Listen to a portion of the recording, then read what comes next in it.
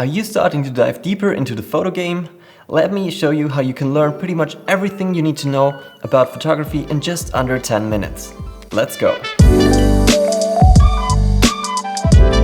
If you're new to the channel, make sure to hit the subscribe button and ring the bell to be notified whenever there's a new video coming up. I personally learned about photography first in film school, and after graduating I started my own production company / photo business / agency.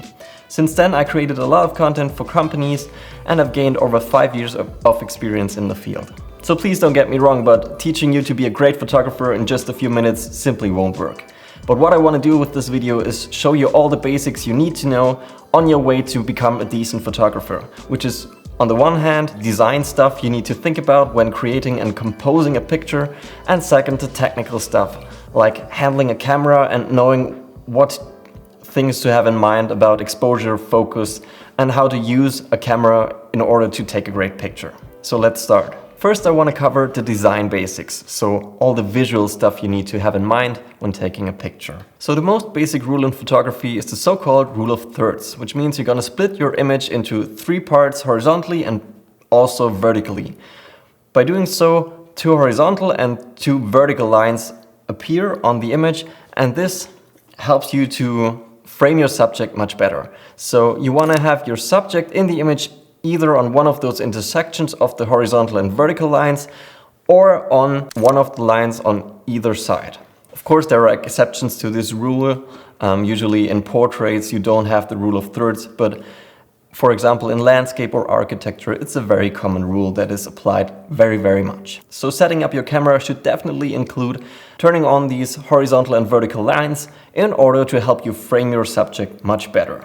The second rule I want to talk about, which is some kind of an extension to the rule of thirds, is so-called negative space. So imagine you frame your subject on one of these horizontal lines in a landscape image, then you're creating a lot of space on the other side of the image. You want to use this negative space in order to lead the eye of the viewer, which is very important in order to create a great image. Also, you can use the negative space in order to create a certain mood. So for example, if you turn your subject away from the negative space, not looking into the image but away from it, you can create some sort of loneliness or darker mood compared to a regular image where you usually have your subject facing inwards into the picture.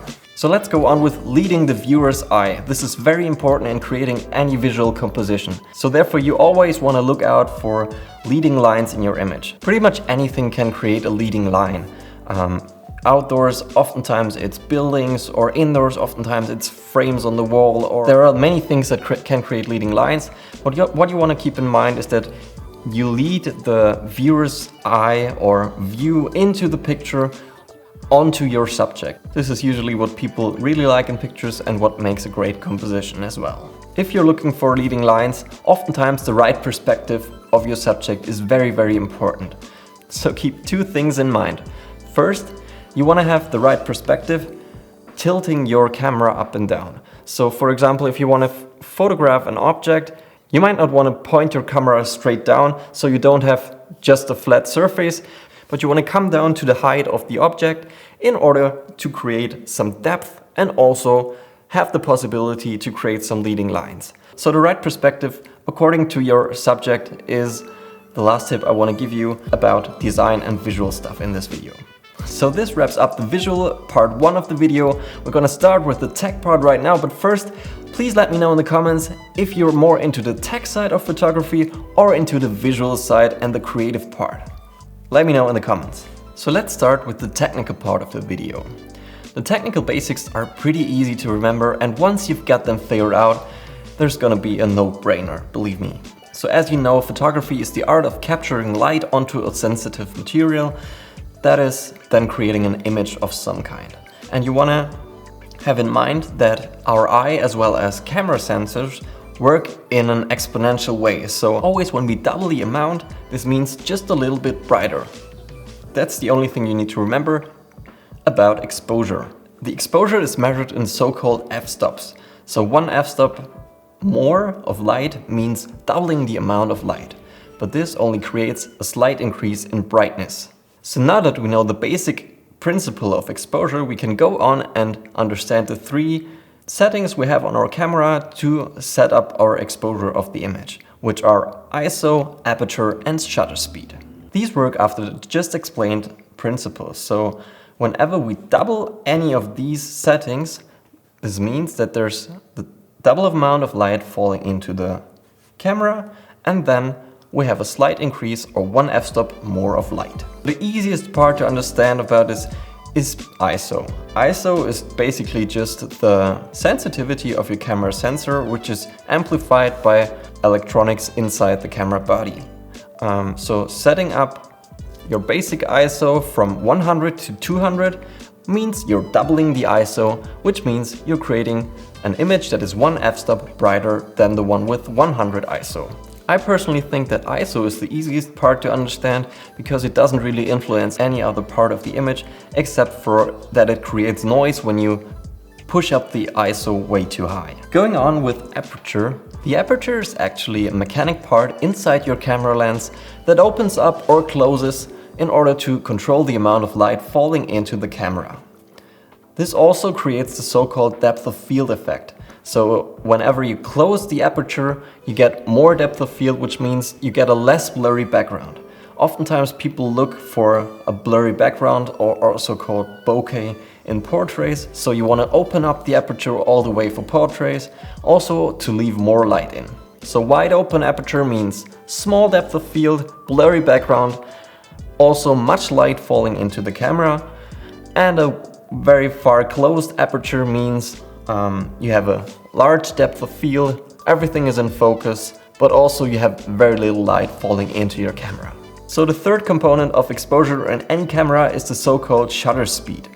This is also determining how fast the shutter, so the mechanics inside your camera, open up to expose the sensor to light and then close back down to freeze the motion of the image. So motion is a very important topic when talking about shutter speed, because the shutter speed determines how much of the motion in front of your camera is being mapped on your sensor.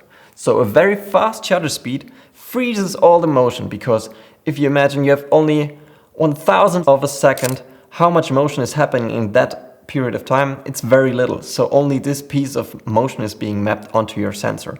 But if you have like a second of motion, then much more of the motion is being mapped onto your sensor, which then occurs to be a blurry part in your image. This can be used, for example, for light stripes or long time exposures, which can be very well, but need to be thought of a little bit ahead of time. Shutter speed is usually measured in seconds, so the number in your camera means 1/50th of a second or maybe 100th of a second. Aperture, I think, is the hardest to get because it has those strange numbers that are pretty much counterintuitive. When you have a smaller number, this means you have more light falling into your camera. Also, don't bother too much about the numbers. There's a mathematical principle behind these, and you can just follow the cheat sheet that I'm gonna link at the end of the video for you. So that's pretty much all about exposure that you need to know. But I want to give you one more tip that is very important to step up your photo game and to really dive into the creative and technical part, all merging together in modern digital photography. And this is called RAW photography. If you have a DSLR or mirrorless camera or any other more advanced smartphone, for example, you can turn on the RAW mode. If you're serious about photography, make sure to shoot RAW, because if you're not, you're losing half the process and half the fun of creating a really appealing and beautiful image. So that's pretty much it. The visual and the technical part merged together can make you create very beautiful images. I know this was a lot in a short period of time, but as I mentioned before, I put together a cheat sheet that you can download for free and come back to it whenever you need to remember any of the principles I taught you in this video. The link is down in the description. Make sure to download it and check it out. Maybe put it in your camera bag or take it wherever you need to take pictures. If you like this video, make sure to hit the like button, subscribe to my channel and ring the bell to be notified whenever there's a new video coming up. If you want to dive even deeper into photography, then make sure to check out my next video coming up about editing RAW photos in Adobe Lightroom. Thanks so much for watching and see you next time.